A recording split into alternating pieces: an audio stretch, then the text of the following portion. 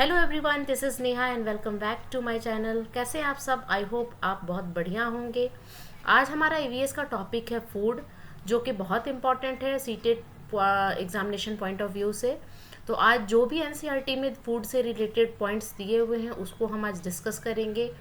एक बात मैं आज आपको बता दूं कि जो भी पॉइंट्स या जो भी टॉपिक किसी भी थीम से छूट गया है उसका मैं एक अलग से वीडियो लेकर आऊँगी, जो कि ऑल इन वन के नाम से होगा और उसको मैं कवर अप कराऊंगी। ठीक है, तो चलिए फिर आज का टॉपिक स्टार्ट करते हैं। Food substance consisting essentially of protein, carbohydrate, fats and other nutrients used in a body of an organism to sustain growth and vital processes and to furnish energy। Food किस लिए ज़रूरी है? Food इसलिए ज़रूरी है क्योंकि हम लाइफ में सरवाइव कर सके, जी सके, है ना, और हमारा ग्रोथ हो सके, हमारा मेंटेनेंस हो जा सके, और जो हमारा जो बेसिक प्रोसेस है, वाइटल प्रोसेस है, वो अच्छे से हो सके। और फूड से हमें क्या मिलती है? एनर्जी मिलती है। तो फूड में क्या होना चाहिए? बेसिक न्यूट्रिएंट्स होना चाहिए। वो न्यूट्रिएंट्स क्या है? वो प्रोटीन है, वो कार्बोहाइड्रेट है, वो फैट है, वो विटामिन्स है, वो मिनरल्स है।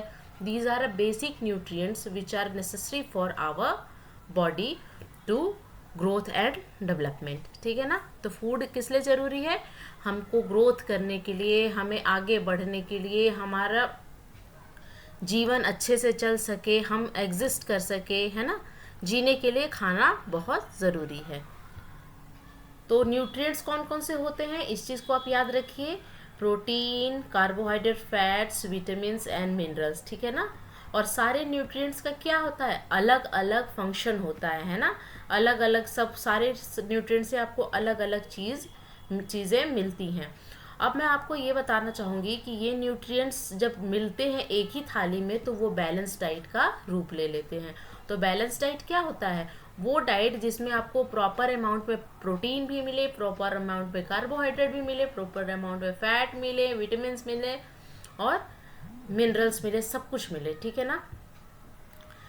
जो कार्बोहाइड्रेट एंड फैट होता है उससे हमें क्या मिलती है? एनर्जी मिलती है। और प्रोटीन क्यों ज़रूरी है? हमारे बॉडी के ग्रोथ को अच्छा करने के लिए, हमारे मसल्स के ग्रोथ को बढ़ाने के लिए प्रोटीन ज़रूरी है। विटामिन क्यों ज़रूरी है? हमारे इम्यून सिस्टम को बढ़ाने में, है ना। और वो विटामिन और मिनरल्स का क्या काम होता है? हमारे जो भी माइक्रो ऑर्गेनिज्म जिसका इफ़ेक्ट हमारे ऊपर ना पड़े, वो फॉरेन ऑर्गेनिज्म से, जो कि हमारे लिए अच्छा नहीं होता, उससे लड़ने में हेल्प करते हैं, उनसे लड़ते हैं और हमारे बॉडी को क्या करते हैं? प्रोटेक्ट करते हैं। इसीलिए विटामिन एंड मिनरल्स को प्रोटेक्टिव फूड भी कहा जाता है। ठीक है ना? The absorption and utilization of food by the body is a fundamental to nutrition and it is facilitated by digestion। ठीक है ना? कोई भी ऑब्जर्प्शन होता है, यूटिलाइजेशन होता है, ये सब क्या है?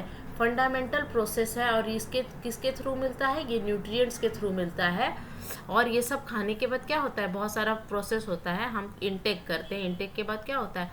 हमारे अंदर फूड जाता है, फिर वहाँ पे डाइजेशन प्रोसेस होता है, एसिमिलेशन होता है, जो नेसेसरी चीज़ें होती है वो एब्जॉर्ब होता है, जो अननेसेसरी थ्रू होते हैं, थ्रू स्टूल के थ्रू वो बाहर आ जाती है ना। तो ये सब प्रोसेस के थ्रू फूड क्या होता है? हमें क्या देता है? एनर्जी देता है। ठीक है ना?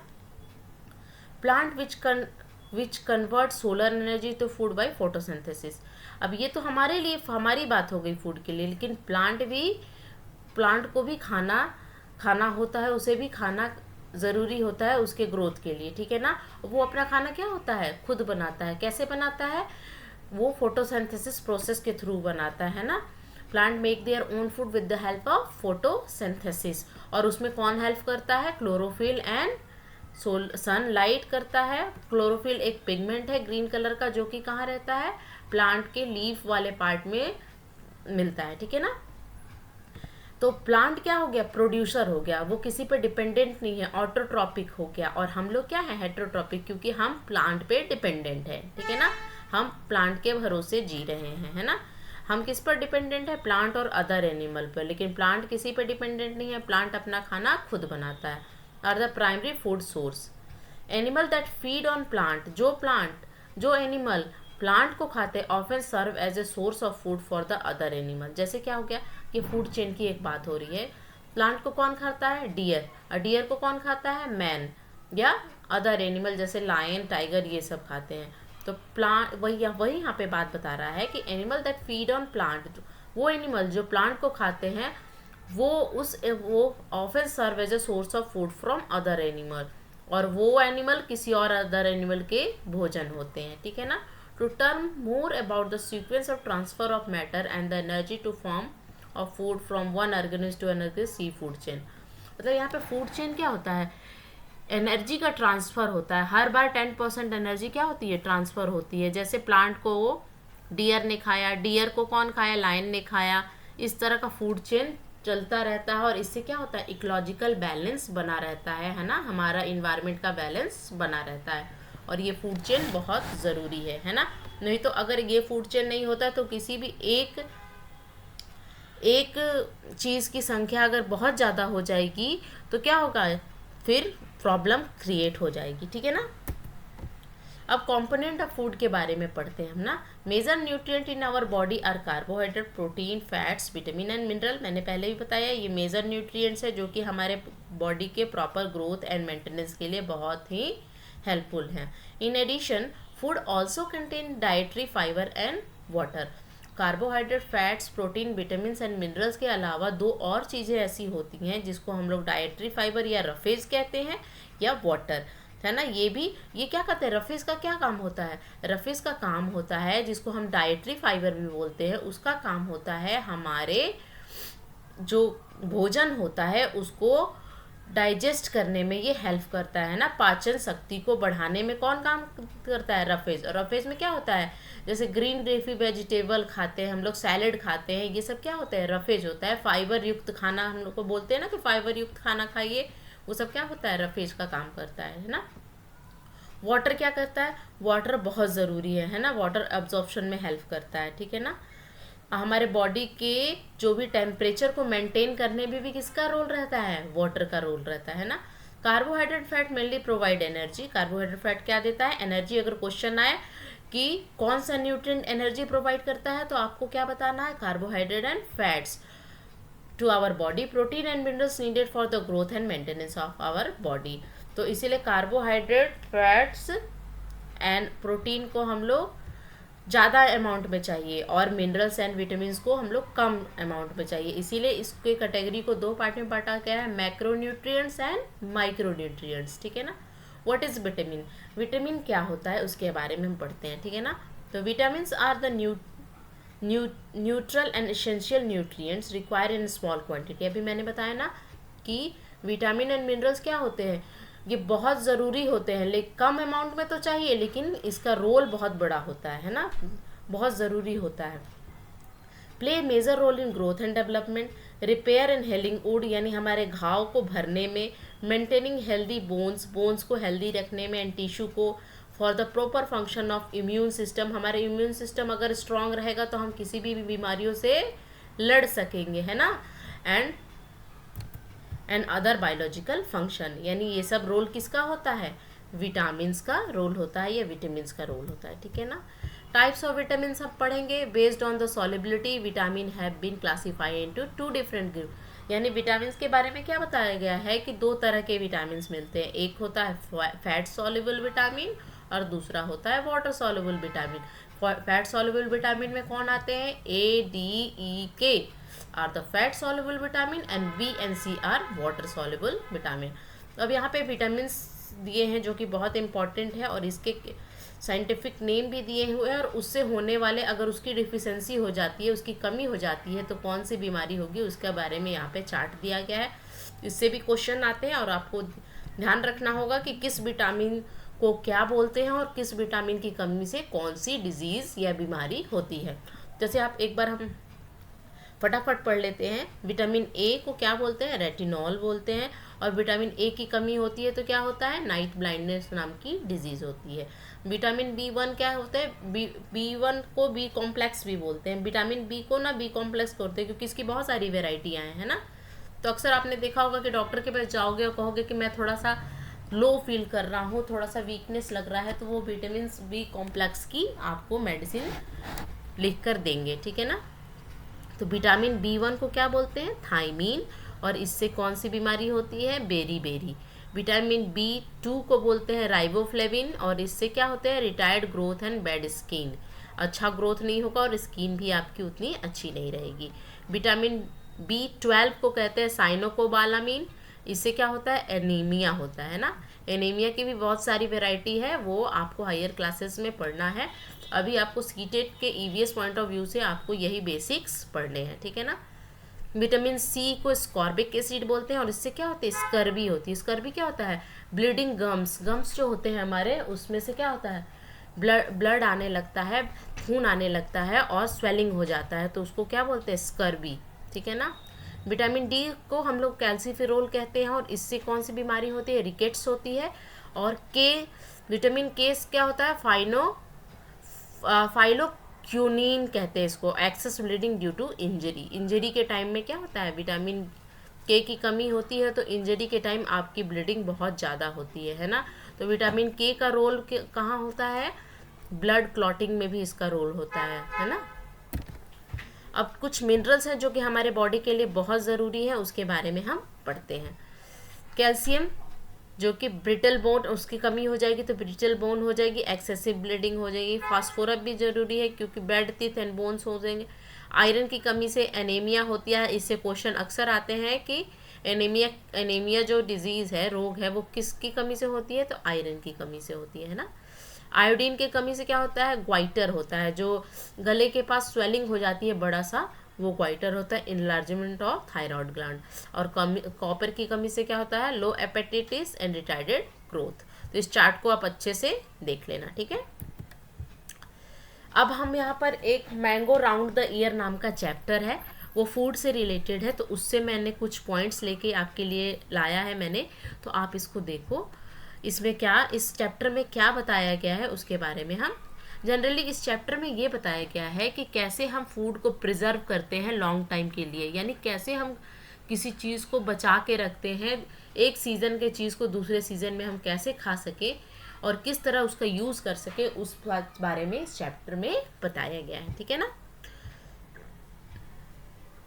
People eat mango ripely or prepare many other products. Ripe mango are sliced and canned and processed to juice, jam and jelly and preserve. अब देखो, हम लोग तो राइप मैंगो पका हुआ आम खाते हैं, लेकिन उस पके हुए आम का अगर आपको स्वाद लेना है और उसको चाहते हैं कि हम अगले सीजन में खाएं, तो उसको क्या करना पड़ता है, प्रिजर्वेशन टेक्निक से उसको दूसरे उसका मतलब उसका क्या आप बोल सकते हैं कि उसका फीचर चेंज कर दिया जाता है, ठीक है ना। उस दूसरे रूप में हम खा सकते हैं, जैसे जूस बना के, जैसे मैंगो जूस कौन कौन सा आता है, माजा आता है ना, फ्रूटी आता है, तो मैंगो जूस बना के हम दूसरे सीजन में ले सकते हैं, जैम्स बना के, है ना, जेली बना के, ये सब प्रिजर्वेशन टेक्निक के थ्रू मैंगो का क्या है, दूसरा रूप है। In India raw mango are used pickle. अब पिकल बहुत ज़्यादा फेमस है, यानी अचार आप सबके घरों में बनता होगा, आप सबकी मम्मियाँ बनाती होंगी, तो रॉ मैंगो से बनता है, कच्चे मैंगो से क्या बनता है, कच्चे आम से क्या बनता है, आम का अचार बनता है, ठीक है ना। एंड चटनी भी बनाई जाती है आम की, है ना। In some part of India raw mango are sliced, dried and converted into powder which is known as amchur. और कहीं कहीं तो क्या होता है, किसी डिश में अगर आपको खट्टापन लाना है तो आप किसका यूज़ करोगे, आमचूर, यानी रॉ मैंगो को आप क्या करोगे, काट कर उसको सुखा दोगे और उसके बाद उसका क्या बना दोगे, पाउडर बना दोगे, और उसी को क्या बोलते हैं, आमचूर पाउडर, ठीक है ना। मेमेडी टांड्रा नाम का एक डिश है, वो उसको क्या बोलेंगे ये भी हम समझते हैं, ठीक है ना। It is also known as aam papad. मेमेडी Tandra को क्या बोलते हैं, आम पापड़ बोलते हैं इंडिया में। It is one of the most delicious thing which is made from a ripe mango. It is require for 4 week of preparation. Aam papad को बनाने में 4 हफ्ते लग जाते हैं, और ये बहुत फेमस एंड डिलीशियस डिश होता है इंडिया का, ठीक है ना। Things which are required to make मेमेडी टांड्रा are a mat woven from a leaf of palm tree, यानी जो पाम ट्री होती है ना, उसके यानी ताड़ के जो पत्ते होते हैं उसको सिल कर क्या बनाई जाती है, मैट बनाई जाती है, चटाई बनाई जाती है, और उस चटाई पर इस डिश को बनाया जाता है। A string of coconut husk and some amount of jaggery and sugar। और आम, पके हुए आम में क्या मिलाते हैं, जैगरी यानी गुड़ और शुगर यानी चीनी को मिलाया जाता है। ठीक है, अब ये आप देख सकते हो, ये क्या है, आम पापड़ का पिक्चर है, जो कि आप इजीली समझ जाओगे, अंडरस्टैंड, आपको समझ में आ जाएगा कि आम पापड़ दिखता कैसे है, और ये किससे बनता है, पके हुए आम से बनता है। Sugar and jaggery were mixed into a mango. अब यहाँ पे प्रोसेस बताया गया है कि कैसे बनाते हैं। देखिए सीटेट में क्या होता है ना, स्टेटमेंट में दे देता है, क्वेश्चन जो है स्टेटमेंट वाइज देता है, और मान लो कि ये स्टेटमेंट दे दिया, अगर आपको स्टेटमेंट पता ही नहीं रहेगा कि आम पापड़ बनता कैसे, तो आपका आंसर वहाँ पे रॉन्ग हो जाएगा। तो क्या करते हैं, sugar and jaggery were mixed into a mango pulp. Mango के पल्प को, यानी मैंगो का जो बीज मैंगो का जो बीज होता है, सीड को हटा देंगे तो जो रेस्ट ऑफ मटेरियल बचता है उसको क्या बोलते हैं, मैंगो पल्प बोलते हैं। To give it into a sweet taste and dried into a sun to make tasty. और उसको कुछ प्रोसेस के थ्रू इसको सन के धूप में क्या करते हैं, ड्राई करते हैं, सुखाते हैं, और इस तरह का शेप, बर्फी के शेप में बनाते हैं। Some different variety of mango are. अब हमारे इंडिया में बहुत सारे वेराइटी ऑफ मैंगो मिलता है, जिसमें सबसे जो महंगी और अच्छी वेराइटी होती है वो किसकी होती है, अल्फांसो की होती है। ठीक है ना। लंगड़ा आम बहुत बहुत मतलब बेसिक आम होता है, जो कि हर लोग खाते हैं और हर घरों में आता होगा लंगड़ा। बादामी आम, केसर आम, दशहरी आम, ये सब आप आम के सीज़न में इन सबों का नाम आपके घरों में बहुत गूंजता होगा, है ना। तो ये सब क्या है, वेराइटी ऑफ आम जो कि हमारे इंडिया में मिलता है। अब यहाँ पर इस चैप्टर में दिया गया है कि ग्लास जार एंड बोतल को हम लोग क्या करते हैं, ड्राइड करते हैं well in the sun to remove any moisture. अब देखो क्या होता है कि अचार को बनाने के बाद हम किस में रखते हैं, शीशे के बर्तन में रखते हैं। क्यों रखते हैं, क्योंकि शीशा का बर्तन क्या होता है, प्लास्टिक के बर्तन के कंपेयर में क्या होता है, ज़्यादा अच्छा माना जाता है। और उसको पहले हम लोग क्या करते हैं, धूप के अंदर सुखाते हैं। क्यों सुखाते हैं, क्योंकि उसके अंदर कुछ मॉइस्चर या थोड़ी सी नमी रहे, मॉइस्चर यानी नमी रहे, तो वो अच्छे से सूख जाए। अगर मान लो कि उसमें नमी रह गई, उसमें थोड़ा सा पानी रह गया, अगर आप उसमें अचार रखोगे तो क्या हो जाएगा, वो खराब हो जाएगा अचार, है ना। तो इसीलिए germs can go quickly in the presence of moisture. उसमें क्या होता है, अगर मॉइस्चर रह गया और आपने उसमें अचार डाल दिया तो क्या हो जाएगा, जर्म्स यानी जो भी माइक्रो ऑर्गेनिज्म है उसमें ग्रो करना स्टार्ट कर देंगे, है ना। Removing the moisture from the glass jar can be increase the self life of the pickle, यानी पिकल की लाइफ को बढ़ाना है या ज़्यादा दिन तक आपको प्रिजर्व रखना है अचार को, तो आपको इस तरह की टेक्निक का यूज़ करना पड़ेगा। ये भी सीटेट में क्वेश्चन आता है ना। Saliva mixed with food and make the food soft and digestible. अब सलाइवा किस लिए ज़रूरी है, सलाइवा में सेलेवरी माइलेज नाम की एक क्या होती है, एंजाइम होती है, जो कि आपके फूड में आपका डाइजेशन का प्रोसेस अगर कोई पूछे कहाँ से स्टार्ट होता है, तो आपके माउथ से ही, आपके मुंह से ही स्टार्ट हो जाए। जो आपका ये लार होता है ना सलाइवा, उसमें डाइजेस्टिव एंजाइम होते हैं जो कि हमारे फूड को क्या बनाते हैं, सॉफ्ट बनाते हैं, और इससे क्या होता है, डाइजेशन प्रोसेस क्या होता है, ईजी हो जाता है ना। चलो कुछ क्वेश्चन है उसको डिस्कस करते हैं आगे बढ़ने से पहले। तो common element which is present in both carbohydrate and protein. अगर पूछा जाए कि कार्बोहाइड्रेट एंड प्रोटीन में कौन सा एलिमेंट है जो कि कॉमन है, ऐसा एलिमेंट जो दोनों में पाया जाता है, तो option A chlorine, option B nitrogen, option C sulphur and option D यानी ऑप्शन 4 कार्बन। यानी our answer will be option 4, यानी कार्बन ऐसा एक एलिमेंट है जो कि कार्बोहाइड्रेट में भी मिलता है और प्रोटीन में भी मिलता है। ठीक है। क्वेश्चन नंबर 2 बोलता है, there is a species a of plant that grow in a huge number but it is found only in B part of India in the whole world, which types of species. अब यहाँ पे बताया जा रहा है कि एक spaces ऐसी है जो कि किसी एक पार्ट में बहुत ज़्यादा अमाउंट में मिलती है ना, और दूसरे पार्ट ऑफ इंडिया में वो नहीं जल्दी मिलती है। ठीक है ना।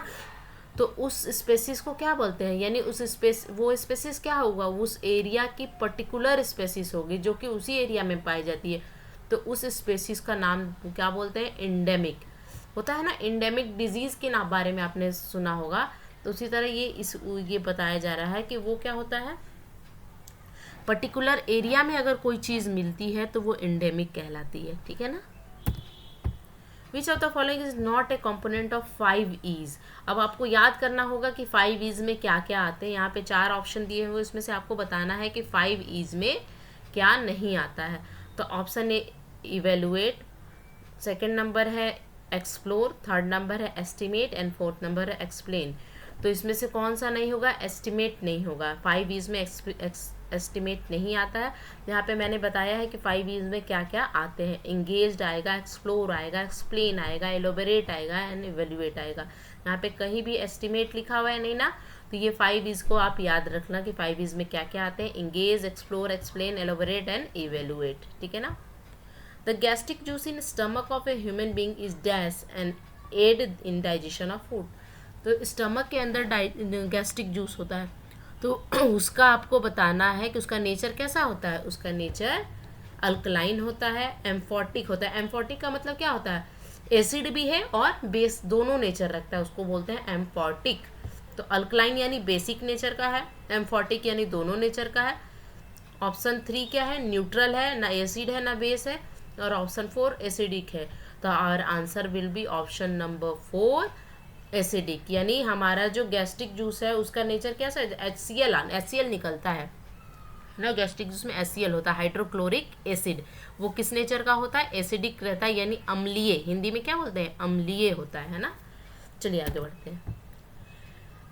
क्लासिफिकेशन ऑफ क्रॉप के बारे में आपको जानना ज़रूरी है कि कितने तरह सीज़न के अकॉर्डिंग टू सीज़न के मुताबिक हमारे इंडिया में कितने तरह के क्रॉप पाए जाते हैं। तो पहला क्या है, खरीफ।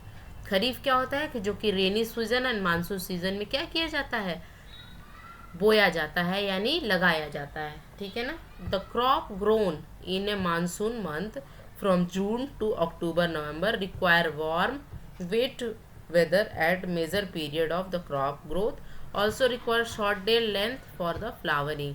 इसमें कौन कौन से आएंगे, कॉटन, राइस, ज्वार एंड बाजरा। जो देखो बरसात आते ही क्या होता है, आपने सुना होगा ना कि चावल की खेती स्टार्ट हो गई, कॉटन की खेती स्टार्ट हो गई, है ना। तो क्या होता है, इसमें पानी आपको बहुत लगता है ना। पानी बहुत ज़रूरी है इन सब चीज़ों के लिए।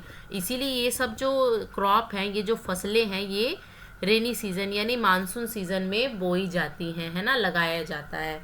तो इसलिए इसको क्या बोलते हैं, खरीफ। अगर खरीफ बोला जाए तो खरीफ फसल कब रोपी जाती है, कब लगाई जाती है, तो बरसात में, रेनी सीजन में, जब आपका मानसून आता है। और वो सीज़न क्या होता है, जून से लेके अक्टूबर नवंबर तक ये सीज़न चलता है।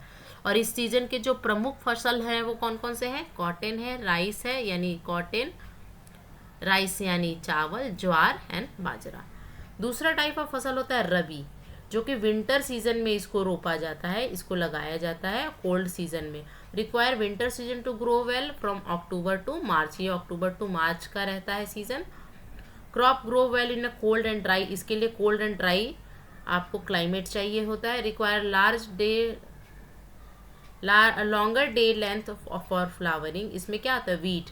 अब गेहूँ, ये चावल कटने के बाद क्या रोपा जाता है, वीट यानी गेहूं को। ग्राम, जितने भी पल्सेस होते हैं ना वो लगभग इसी में रबी क्रॉप में आते हैं। जैसे ग्राम्स यानी चना, सनफ्लावर, है ना, मटर, ये सब कब होते हैं, विंटर सीजन में, यानी रबी फसलें कहलाती हैं। तीसरे टाइप का फसल होता है जो कि समर में, मार्च से लेके जून के बीच में, उसको जैद क्रॉप बोलते हैं, जैद की फसलें, है ना। Crop grown in summer month from March to June. Require warm day weather for a major growth period and longer day length for flowering. इसमें ग्राउंडनट हो जाता है, ग्राउंडनट यानी मूंगफली, वाटरमेलन, पंपकिन, गार्ड, ये जो जितने भी ये सब है ना, खीरा, ककरी वगैरह हो के ना, ये सब जैद में आते हैं। और ये कब से कब होते हैं, मार्च से लेके जून में, ठीक है।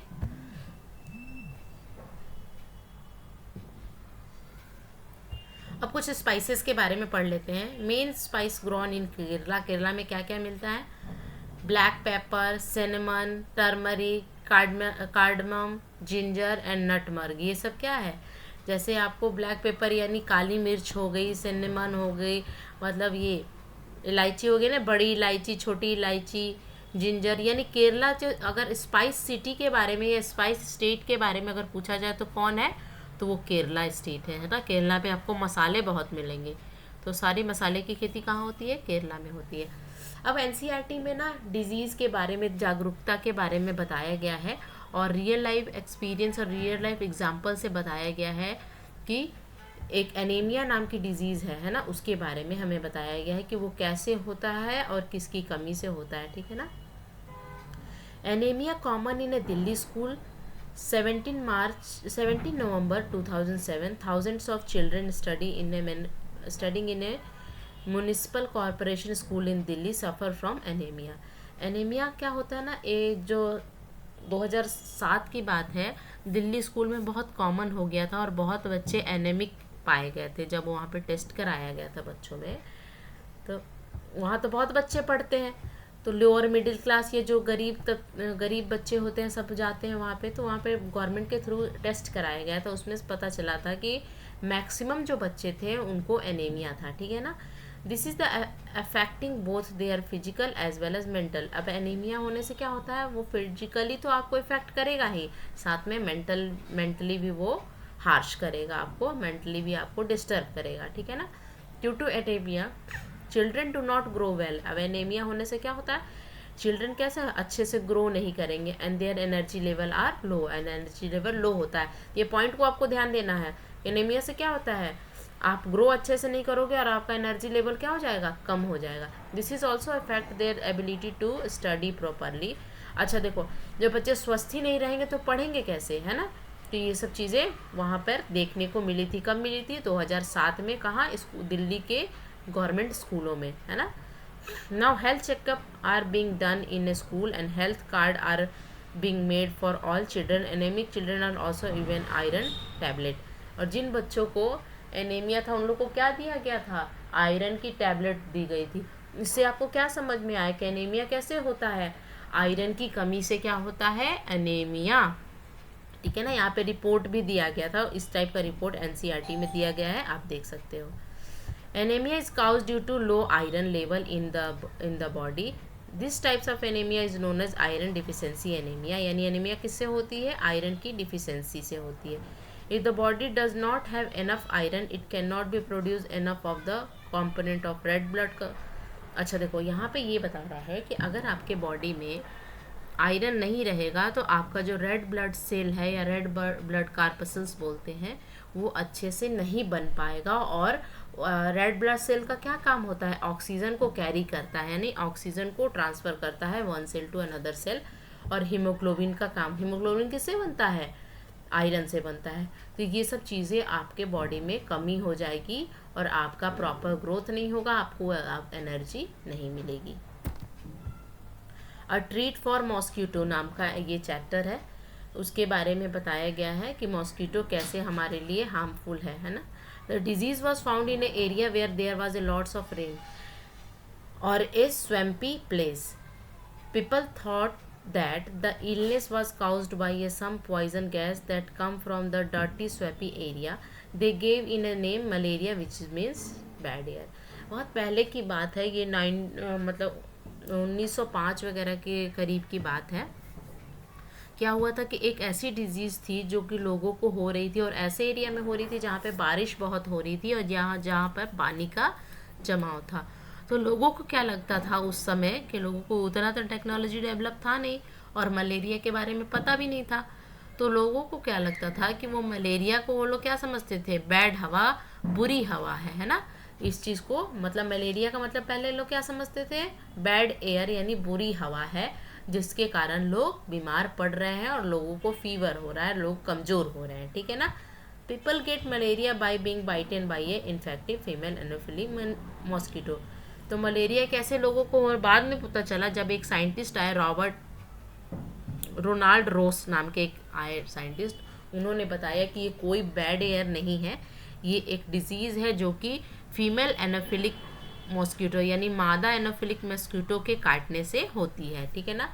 Only anophelic mosquito can be transmitted malaria and they must have been infected through a previous blood meal taken from the infected person. Medicine of malaria कहाँ से होता है, यानी कि आपको ये क्या समझ में आया कि मलेरिया कैसे होता है। मलेरिया कैसे होता है, एक फीमेल एनाफिलिक मॉस्किटो के काटने से। कोई ऐसा बैड हवा या कोई ऐसी बुरी हवा नहीं चल रही थी, ये एक बीमारी है, डिजीज़ है जिसका नाम है मलेरिया, जिसमें क्या होता है, ठंड लग के बुखार आती है ना, तो वो किससे होता है, इस चीज़ को ध्यान रखना है, फीमेल एनाफिलिक मॉस्किटो से होता है। और ये बीमारी में क्या होता है, इस बीमारी का इलाज किससे होता है, dried and powder bark of cinchona tree, यानी सिंकोना ट्री के बार्क से इस बीमारी का क्या किया जाता है, इस बीमारी का इलाज किया जाता है।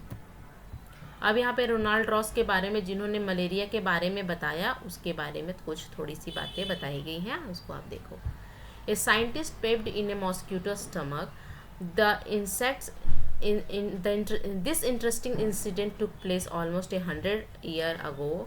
A scientist found out that mosquito spread malaria. इन्होंने बताया कि मॉस्किटो जो है, जो कि मलेरिया नाम के डिजीज़ को फैला रहा है, और उनका ये मानना था, discovery in his own word, इन्होंने बताया कि my father is a general in Indian. ये क्या थे, ये इंडिया में ही मलेरिया का खोज हुआ था। ये क्या थे, ये ब्रिटिश इंडियन थे, जो कि इनका जन्म कहाँ हुआ था, इंडिया में ही हुआ था, और यहाँ के लोगों, यहाँ की बीमारी के बारे में इन्होंने खोज किया था, ठीक है ना।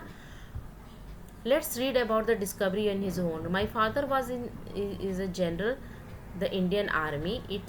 आई study to become a doctor, but what I really like was reading story, writing, poetry and music, Ronald Ross and drama. ये क्या बोलते थे कि ये मैं चाहता था कि मैं डॉक्टर बनूं, लेकिन मेरा इंटरेस्ट किस में था, रीडिंग में भी था, राइटिंग में भी था, पोइट्री में भी था, है ना, इन्होंने ये बताया। In my free time I enjoy doing all this, तो इसलिए मैं फ्री टाइम में इन सब चीज़ों को करता था। In December 1902 Ronald got the highest award for his discovery, Nobel prize for medicine in 1905। तो इन्होंने ये बताया कि जो मलेरिया डिजीज़ थी वो कोई बैड एयर नहीं थी, ये एक फीमेल मॉस्किटो, एनाफिलिक मॉस्किटो के काटने से हो रही थी। और इसका खोज इन्होंने कैसे किया, इन्होंने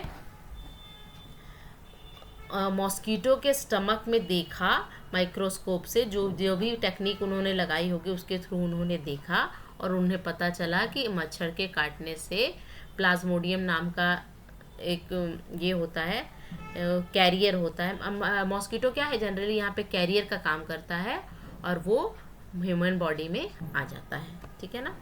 तो कब इन्हें नोबेल प्राइज़ मिला था, 1905 में, जो कि हाईएस्ट प्राइज़ है ना, हाईएस्ट प्राइज़ माना जाता है। और नोबेल प्राइज़ ऑफ मेडिसिन में इन्हें, Nobel prize of for medicine में इन्हें नोबेल प्राइज़ मिला था। उधिया नाम की एक क्या है, डिश है, जो कि गुजराती डिश है, उसके बारे में बताया गया है। तो गुजराती मिक्स वेजिटेबल, यानी कैसी डिश है, गुजराती मिक्स वेजिटेबल, यानी बहुत सारी सब्जियों को मिला के बनती है डिश, जिसका नाम क्या है, undhiyu. That is a regional speciality of Surat, यानी सूरत वाले एरिया में मिलता है। गुजरात का जो सूरत शहर है वहाँ पर ये उधिया डिश मिलती है, जो कि मिक्स वेजिटेबल से बनी हुई है। The name of this dish come from the Gujarati word undhu, undhu से ये डिश का नाम आया। ऊंधू का मतलब क्या होता है, विच ट्रांसलेट टू अपसाइड डाउन, यानी उल्टा, अपसाइड डाउन यानी उल्टा, मतलब उल्टा करके इसको बनाया जाता है। The dish is traditionally cooked upside down underground in earthen pot में, यानी मिट्टी के बर्तन में इस डिश को उल्टा लटकाकर बनाया जाता है। और ये डिश किससे बनती है, बहुत सारे सब्जियों को मिला के बनती है। ये कहाँ की डिश है, गुजरात की। गुजरात में किस एरिया की है, तो सूरत की है, ठीक है ना। Which are from fired from the above.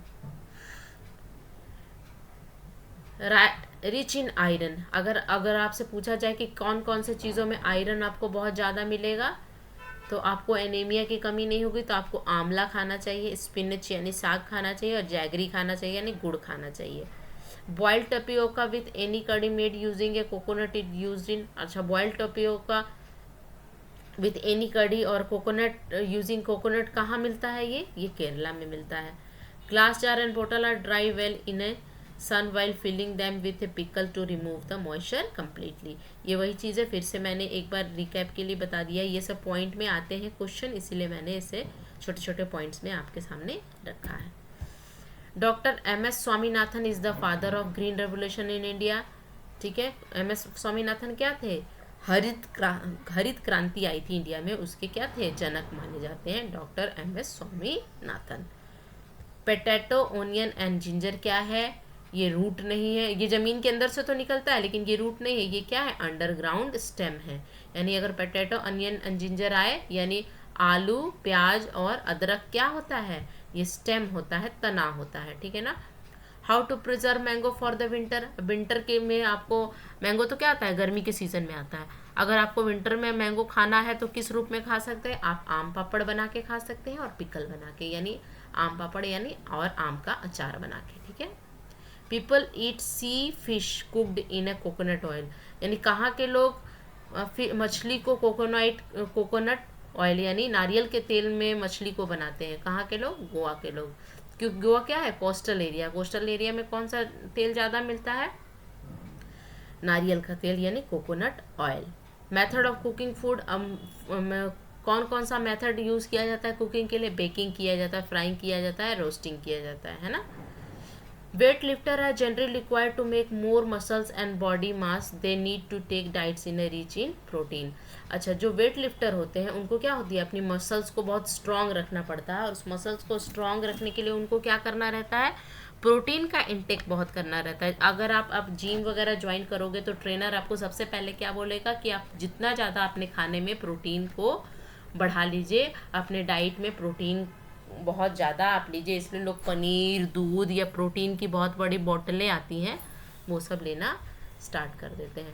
Cooked rice can be preserve for a long time in refrigerator because microbes become inactive at a low temperature. अब बने हुए राइस को आप अगर क्यों रखते हैं हम रेफ्रिजरेटर में?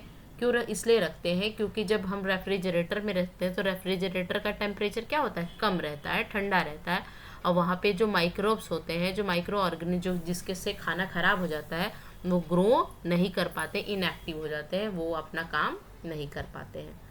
ट्यूबरकुलोसिस किससे होता है? ये बैक्टीरियल डिजीज़ है और बैक्टीरिया के इन्फेक्शन से होता है, यानी टीबी यानी ट्यूबरकुलोसिस किससे होता है? बैक्टीरियल डिजीज़ है। एनर्जी गिविंग न्यूट्रिएंट किसको पढ़ते हैं? कार्बोहाइड्रेट एंड फैट्स को बोलते हैं। जिससे एनर्जी किससे मिलती है? कार्बोहाइड्रेट से मिलती है और फैट से मिलती है। इसीलिए आप देखोगे जब आप टेनिस प्लेयर को या बैडमिंटन प्लेयर को देखोगे कि जब थोड़ा सा उनको ब्रेक मिलता है तो क्या खाते हैं? बनाना खाते हैं या ग्लूकोन डी पीते हैं। उससे क्या होती है? उनको बहुत वहाँ पे एनर्जी बहुत ज़्यादा लगती है खेलने में, और एनर्जी लॉस भी होती है, तो उस एनर्जी को जल्दी से जल्दी गेन करने के लिए वो क्या लेते हैं? कार्बोहाइड्रेट लेते हैं। बनाना में आपको बहुत अमाउंट ऑफ कार्बोहाइड्रेट मिलता है, ठीक है ना। यहाँ पे कुछ वायरल डिजीज़ के बारे में मैंने बता दिया है कि कौन कौन सी डिजीज़ ऐसी है जो कि वायरल के इन्फेक्शन से यानी वायरस के इन्फेक्शन से होती है। तो ये आप इसको देख लेना, ये ज़रूरी है क्योंकि एग्ज़ाम में कहीं से भी कुछ भी क्वेश्चन पूछ सकता है सीटेट, ठीक है ना। जैसे चिकन पॉक्स इससे होता है, वायरल डिजीज़ है। हेर्प्स करके नाम की कोई डिजीज़ है। इन्फ्लुएंजा किससे होता है? एड्स किससे होता है? मम्स किससे होता है? मिसल्स किससे होता है? Viral hepatitis. These are the viral diseases, है ना। और किससे होता है? वायरस के इन्फेक्शन से। एक चीज़ मैं आपको बता दूं कि वायरस क्या है ना, वायरस को सरवाइव करने के लिए उसको एक लिविंग बॉडी की ज़रूरत होती है, और वायरस को अपना ग्रोथ करना है तो वो लिविंग बॉडी में चल जाता है, के अंदर इंटर करता है और अपना ग्रोथ करता है। तो वायरस क्या है? ये कभी कभी ये क्या करता है? लिविंग थिंग की तरह काम करता है, कभी नॉन लिविंग की तरह करता है, यानी collecting link between living and non living की तरह कौन बिहेव करता है? वायरल बिहेव करता है, यानी वायरस बिहेव करता है। तो ये थे आज के लेक्चर। आशा करती हूँ आपको मेरा लेक्चर अच्छा लगा। अगर अच्छा लगे तो लाइक कीजिए, शेयर कीजिए एंड सब्सक्राइब कीजिए। और कुछ भी ऐसा आपको दिक्कत आए या आपको ऐसा लगे कि इस टॉपिक पर मैम आप वीडियो बनाओ तो मैं ज़रूर आपके लिए बना के लाऊंगी। तब तक के लिए बने रहिए आपके अपने चैनल स्टडी विथ ईस्ट 24/7। तब तक के लिए thank you so much for watching. Bye.